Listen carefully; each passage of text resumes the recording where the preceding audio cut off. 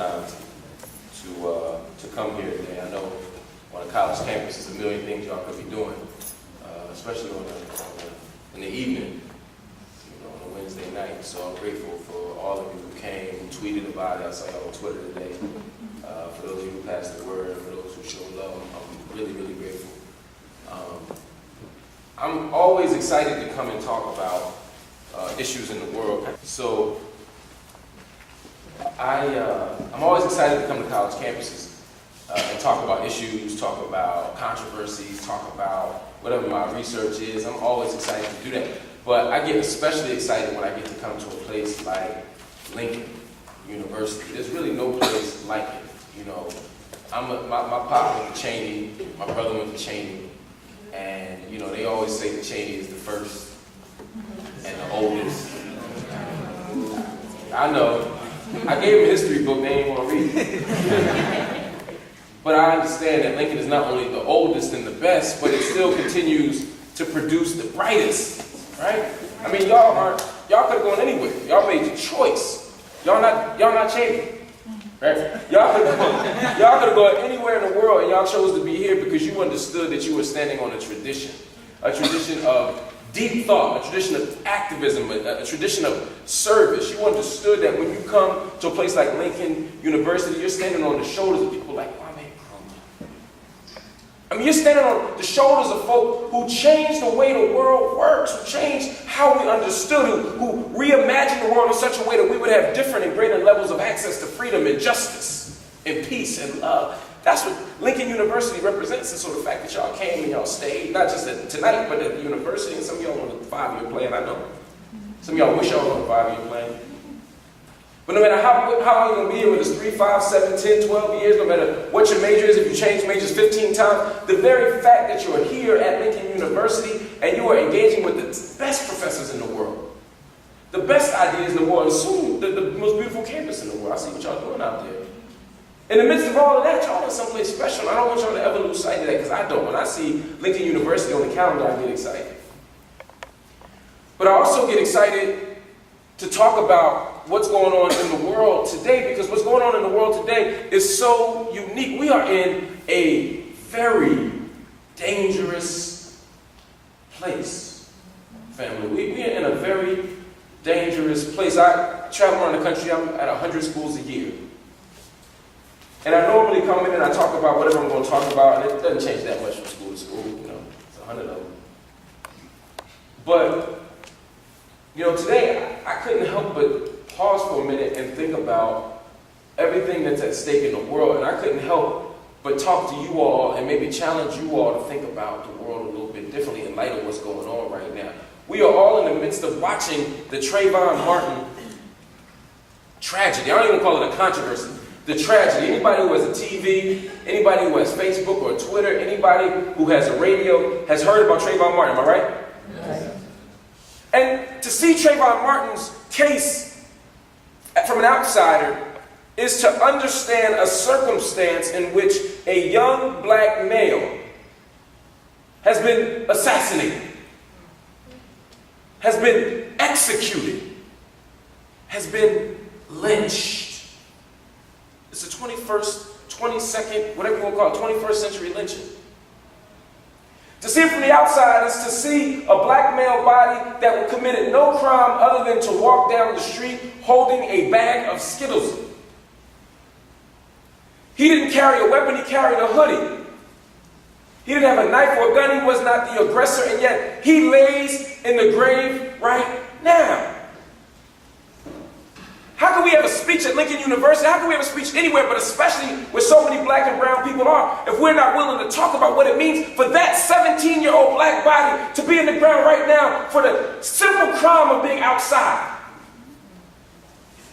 Because somebody saw him as suspicious. George Zimmerman saw him as suspicious. What made Trayvon Martin suspicious? Well, it gets more interesting when you start to unpack it a little bit, because about 3 years ago, George Zimmerman, the shooter, called the police on another suspicious person. It was another young black man. This one was 9 years old. Weighed about 75 pounds. He was suspicious and dangerous too. It seemed like whenever there's a black person in front of this guy, they are suspicious and dangerous. From the outsider, this looks like a circumstance that we need to fix. It looks like a case where justice wasn't served, and of course justice wasn't served. Trayvon was killed. Zimmerman weighed 100 pounds more than him. And yet when the police came, they did nothing. George Zimmerman called the police and said, I'm going to follow this man. The police said, don't.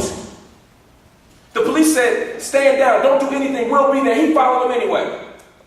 And the next thing we know, this man is dead. We hear him on the tape using the word coon, saying they always get away. And yet in the midst of all of that, the man isn't arrested. The man isn't charged. He walked home that night.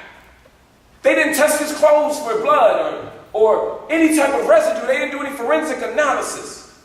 Nothing happened. Can you imagine a circumstance where a black man, where the police show up and any of y'all's holding a gun and somebody standing underneath y'all dead, you say, oh, I defended myself. And they say, okay, go ahead, watch Seinfeld, go home. So from the outside, we can see that there is a kind of dangerous inequality around how black and white folk are treated on the street. Trayvon Martin is dead for the crime of being young and outside. But I don't want to talk to y'all. I didn't come here to talk about Trayvon per se. I came here to talk to y'all about what Trayvon Martin means for today, what Trayvon Martin means throughout history, and what Trayvon Martin means for the future. Because what we have to do when we leave here is know how to do something different so that we can make the world different, so that Trayvon Martin doesn't happen to live not on the outside but on the inside. And you look at the Trayvon Martin circumstance, you understand that this is not an unusual occurrence. What's unusual is that somebody got caught. But every single day, young black and brown people lay out on the street. Every single day, black and brown bodies are read as suspicious. Every single day, one of us is marked for death. You walk into a first grade classroom and little boys are marked as dangerous. Little girls are carried out in handcuffs for disorderly conduct. That happened right in North Philly. 9-year-old girl, 4th grade girl, carried out in handcuffs for disorderly conduct. Because she had a temper tantrum. Now, you ain't supposed to have a temper tantrum, but you ain't supposed to get locked up for it either. But this is the world we're inhabiting, family, a world where black people are read as dangerous. And people say, oh my God, we're in a strange moment. No, we've been in a strange moment. From the moment black people arrived on the shores of America, from the moment people arrived on the shores, remember slaves didn't come here, people did. And the moment that people arrived on American shores, they were marked as dangerous. Black folk have always been marked as dangerous. They've always been marked as suspicious. Our very bodies have always been seen as worthy and demanding of lethal force. The oldest American pastime ain't the opera. The oldest American pastime isn't the orchestra. The oldest American pastime isn't a sport. The oldest American pastime is the lynching. When everyday American citizens would come back after church, they would pick a nigga to kill. That's where the term picnic comes from. They would pick a nigga to kill. And they would stand around in a recreational formation and watch this black body dangle from a tree. For the crime of being black and brown and alive. So, when I see Trayvon Martin, I think of a tradition of black bodies being read as dangerous. A tradition of black bodies being seen as unworthy of education. Remember, the whole reason y'all are here at Lincoln University is because there was a tradition that said that y'all couldn't make it at Harvard or Yale or Dartmouth or Brown. Y'all showed them, though. Y'all went here, finished, went there, got their degrees, and did it better than they did.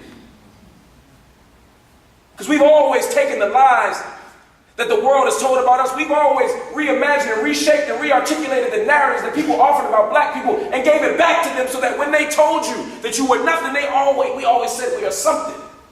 But the genius of it is they already know that. They already know the genius that's inside of you. They already know that the contradictions and the lies that they tell about who you are, black man, who you are, black woman, has always been a lie. They said you were lazy, but they made you a slave. They said you were dirty, but they had you clean their house.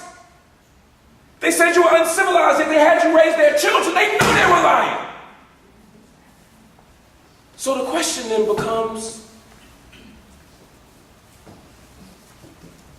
what do we do with that understanding of history?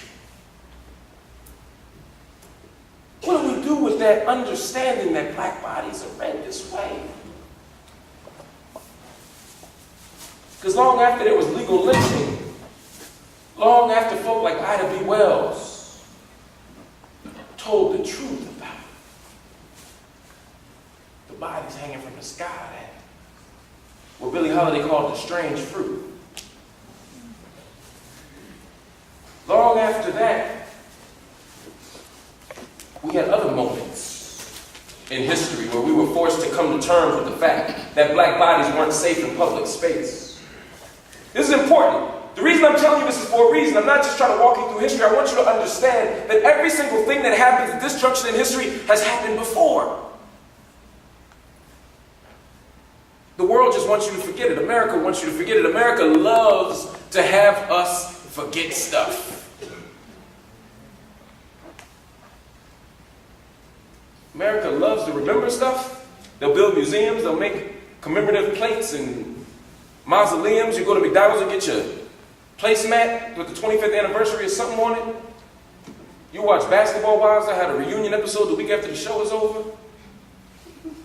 And in the midst of all of that remembering, we're also committed to deep forms of forgetting. Deep forms of submersion, trying to erase history. So that my mother, who's born in Farmville, Virginia in 1939, doesn't have to come to terms with the fact that when Brown versus Board of Education 1955 came around and they said you have to integrate the schools, the town said we would rather not send our children to school than let black folk in them. They shut down all the high schools. They'd rather forget that memory because it's painful. They